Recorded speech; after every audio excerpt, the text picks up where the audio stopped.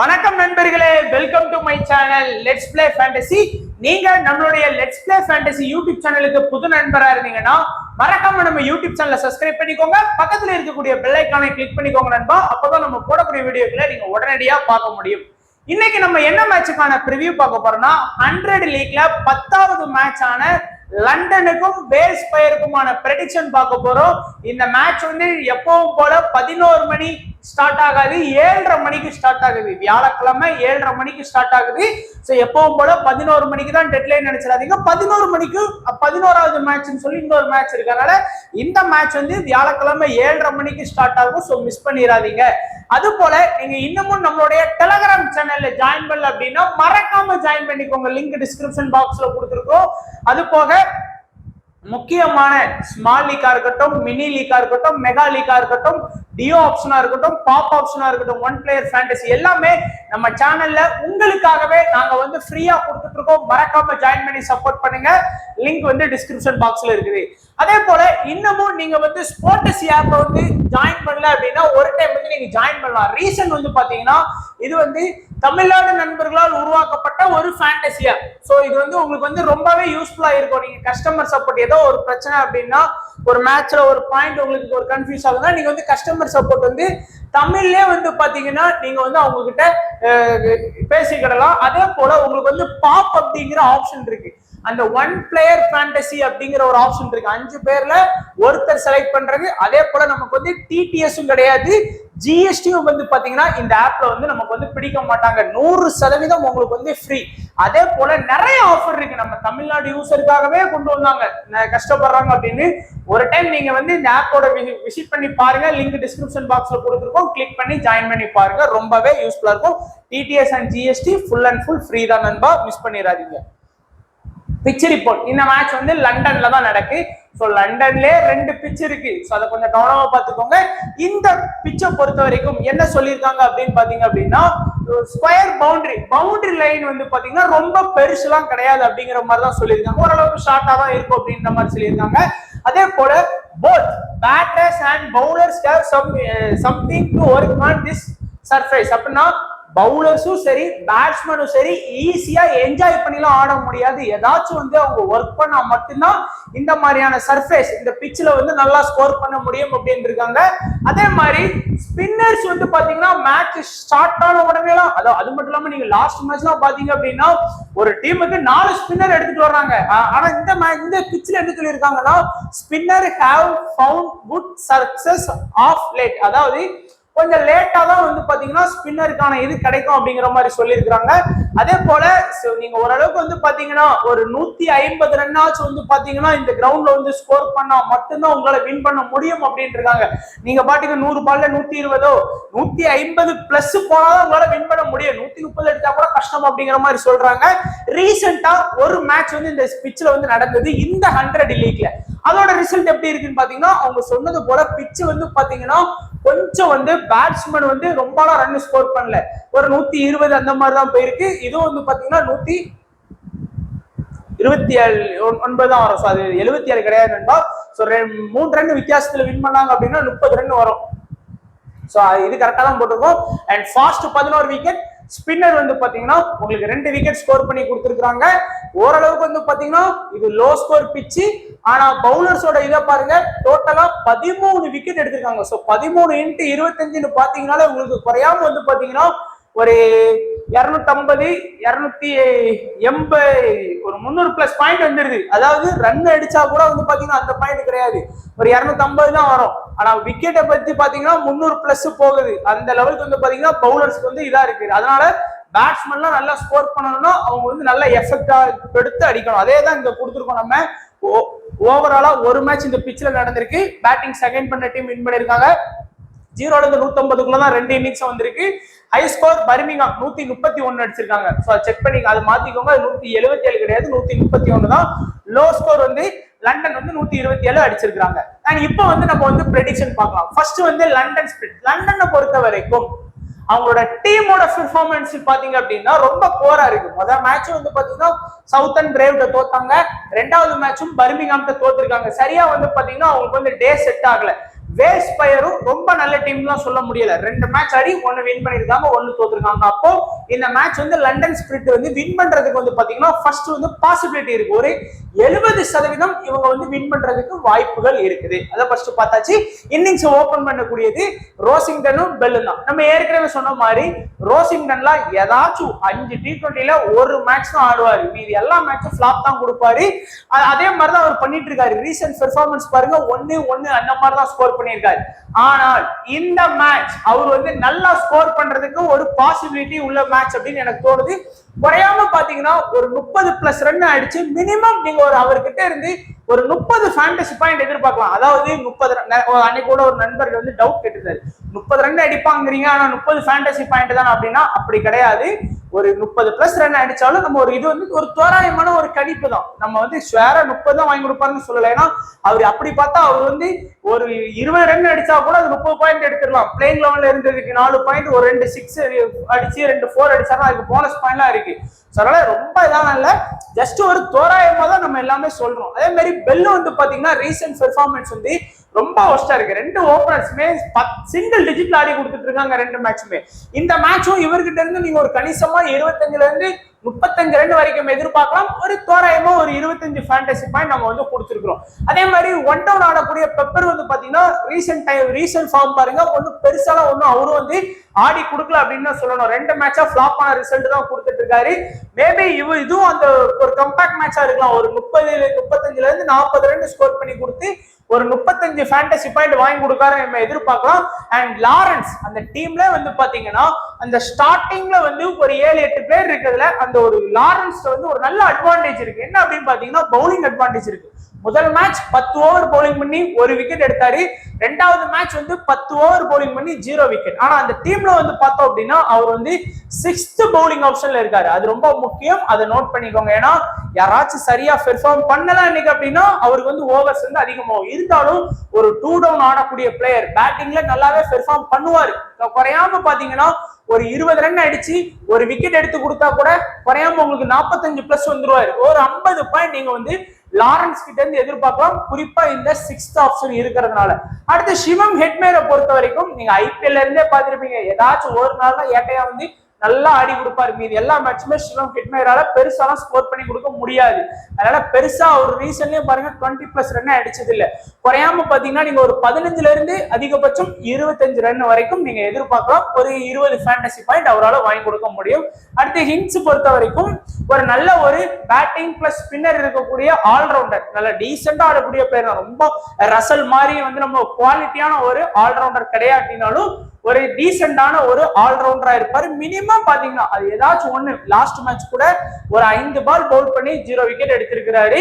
இருந்தாலும் பேட்டிங் ஆப்ஷனும் இருக்கு, ஒரு பவுலிங் ஆப்ஷன் இருக்கும்போது ஸ்ட்ரிக்ட்லி வந்து பாத்தீங்க அப்படின்னா நமக்கு வந்து ஒரு 30 ஃபேண்டசி பாயிண்ட் நீங்க வந்து எதிர்பார்க்கலாம். நீங்க ஹெட்மேரை வச்சு ரிஸ்க் எடுக்கிறதுக்கு ஹின்ஸ் மாதிரியான ஒரு பிளேயரை வச்சு நீங்க ரிஸ்க் எடுக்கலாம். அடுத்து ரசல் சொல்லவே வேணாம், கண்ணை மூடிட்டு இம்பார்ட்டன்ஸ் கொடுத்துக்கோங்க. எல்லா மேட்சுமே நல்லா பெர்ஃபார்ம் பண்ணி கொடுக்கக்கூடிய பிளேயர். பட் பேட்டிங்ல நல்லா வாங்கி கொடுத்திருக்காரு. பவுலிங்ல 2 மேட்ச் ஆகியுமே பெருசா விக்கெட் வந்து எடுக்கல. இருந்தாலும் ரசல் கிட்ட இருந்து நீங்க குறையாம ஒரு 45 பாயிண்ட் வரைக்கும் எதிர்பார்க்கலாம். அடுத்து டவுசனும் அதே மாதிரிதான், ஸ்பின்னர் ஆப்ஷன் இருக்கு பிளஸ் பேட்டிங். அவர் வந்து லாஸ்ட் மேட்ச் வந்து பேட்டிங் சரியா பண்ணாரு, அதுக்கு முதல் மேட்ச் வந்து பவுலிங் சரியா பண்ணல, பேட்டிங் நல்லா பண்ணாரு. எல்லா மேட்சுமே ஒரு கணிசமான பாயிண்ட்ஸ் வாங்கி கொடுத்துட்டு இருக்காரு. ஒரு நல்ல ஒரு ஃபார்ம்ல ஆடிட்டு இருக்காரு. அப்படிங்கறதுனால முதல் மேட்ச் விக்கெட் எடுக்கல, 2வது மேட்ச் 2 விக்கெட் எடுத்தாரு. பிளஸ் பேட்டிங் ஆப்ஷனும் இருக்கு. ஆனா எல்லா மேட்சுமே அவருக்கான பேட்டிங் கிடைக்குமான்னு தெரியாது, ஏன்னா ரொம்ப லோவா தான் ஆடுறாரு. அதனால நீங்க குறையாம இந்த மேட்ச் ஒரு 30 ஃபேண்டசி பாயிண்ட் நீங்க எதிர்பார்க்கலாம். அடுத்து வந்து ஸ்டோனும் வந்து அதே மாதிரிதான் நல்ல ஒரு பவுலிங் ஆப்ஷன்ல இருக்கிறாரு. ஃபாஸ்ட்ல 2 விக்கெட் எடுத்தாரு லாஸ்ட் மேட்ச், 15 பால் பவுல் பண்ணி. குறையாம இந்த மேட்ச் நீங்க 1 விக்கெட் அவர்கிட்ட இருந்து எக்ஸ்பெக்ட் பண்ணலாம், 30 பாயிண்ட். அண்ட் எலிஸ் கிட்ட இருந்து இந்த மேட்ச் வந்து நீங்க வந்து 2 விக்கெட் கூட எதிர்பார்க்கலாம். ஏன்னா கம்ப்ளீட்டா வந்து 20 பால் பவுல் பண்ணக்கூடிய ஒரு பவுலர். அதனால 2 விக்கெட் எதிர்பாருங்க, 60 பாயிண்ட். அண்ட் ஓரல் கிட்ட இருந்து நீங்க வந்து 1 விக்கெட் எதிர்பார்க்கலாம், ஒரு 30 பாயிண்ட் நீங்க வந்து தாராளமா எதிர்பார்க்கலாம். சோ இப்போ இந்த டீமை பொறுத்த வரைக்கும் நம்ம வந்து கேப்டன் வைஸ் கேப்டன் அப்படின்னு பார்க்கும்போது யாருக்கெல்லாம் அந்த இம்பார்ட்டன்ட் கொடுக்கும் அப்படின்னா டாப்ல இருந்து பார்க்கும்போது லாரன்ஸ்க்கு வந்து உங்களுடைய 3 ஃபார்மேட்டான small league, mini league, mega league, இந்த 3லயுமே லாரன்ஸ்க்கு வந்து கேப்டன் வைஸ் கேப்டன் ஆப்ஷன் கொடுங்க. ஹின்ஸுக்கும் வந்து கேப்டன் வைஸ் கேப்டன் ஆப்ஷன் போகலாம். ஹிண்ட்ஸ் கூட வேணாம் நீங்க வந்து, ஏன்னா ரொம்ப பெர்சன்டேஜ் கம்மி, மேக்ஸிமம் 5% போது கேப்டன் வைஸ் கேப்டனால யூஸ் பண்ண வேணாம். அட்லீஸ்ட் அவரை வந்து நீங்க எடுத்தாலே அது வந்து உங்களுக்கு ஒரு ட்ரம்ப் பிக்கா இருக்கும். ஸோ ரசலை வந்து ஒரு கேப்டன் வைஸ் கேப்டனா யூஸ் பண்ணலாம், எலிஸை வந்து கேப்டன் வைஸ் கேப்டனா யூஸ் பண்ணிக்கலாம் உங்களுடைய 3 ஃபார்மேட்ல. Lawrence, Russell, Ellis. கேம் சேஞ்சரா பாத்தீங்க அப்படின்னா, கேம் சேஞ்சர்னா ஒண்ணு இல்ல, ஸ்மால் லீக்ல உங்களுக்கு ட்ரை பண்ண கஷ்டமா இருக்குன்னா அட்லீஸ்ட் அந்த மாதிரியான பிளேயர்ஸ் வந்து மினி லீக்ல ஃபோக்கஸ் பண்ணுங்க. அதாவது ரோசிங்டனை வந்து இன்னைக்கு வந்து நல்லா பெர்ஃபார்ம் பண்றதுக்கு வாய்ப்பு இருக்கு, பெர்ஃபார்ம்னு போடுறேன். அதே மாதிரி ஹிண்ட்ஸுக்கு வந்து பாத்தீங்கன்னா இன்னைக்கு வந்து நல்லா பெர்ஃபார்ம் பண்றதுக்கு வாய்ப்புகள் அதிகமாகவே இருக்கு. இந்த 2 பேரையுமே கொஞ்சம் வந்து ட்ரை பண்ணி பாருங்க. அடுத்து வந்து வேல்ஸ்பயர் டீம் நம்ம ஏற்கனவே சொன்னது போல 2 மேட்ச் ஆடி இருக்காங்க. முதல் மேட்ச் வந்து மான்செஸ்டர் ஒரிஜினலை வின் பண்ணாங்க. 2வது மேட்சான ஓவல் இன்வென்சிபிள்கிட்ட வந்து அவங்க வந்து தோத்தாங்க. பேட்டிங் அப்படின்னு பார்க்கும்போது கரெக்டா வச்சிருக்காங்க. ஒரு 6 பேட்டிங் லைனப் வந்து பாத்தீங்கன்னா சூப்பரா வச்சிருக்காங்க.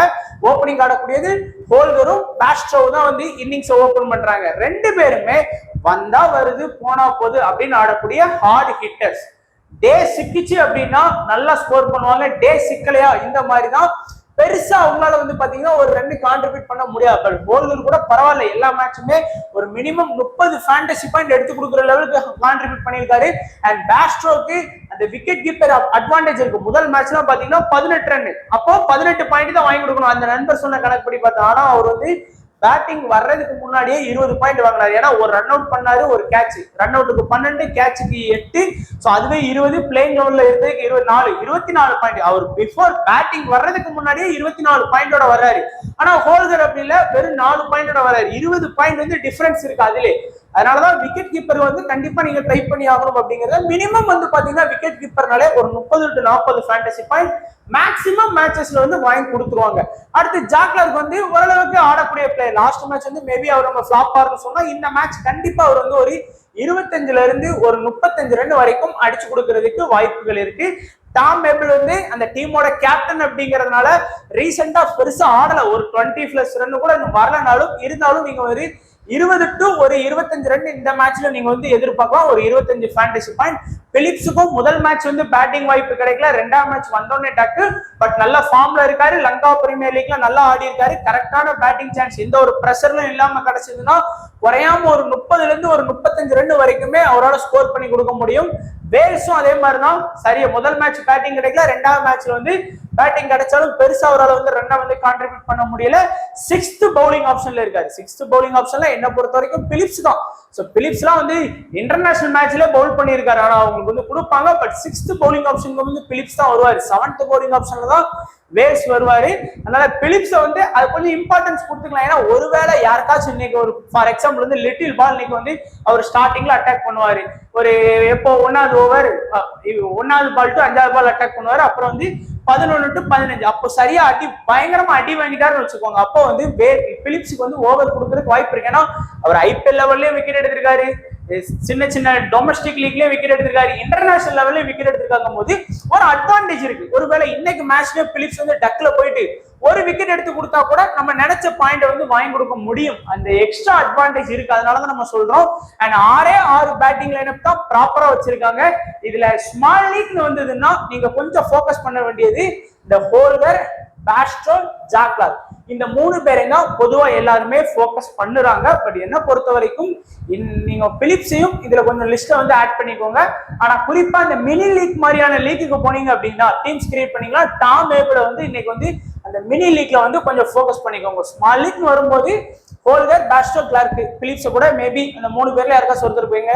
இந்த மினி லீக் மெகா லீக்கு வந்து டாம் மேபிள வந்து கண்டிப்பா ட்ரை பண்ணிக்கோங்க. பவுலிங் ஆப்ஷன் ப்ராப்பரா 5 பவுலிங் ஆப்ஷன் வச்சிருக்காங்க.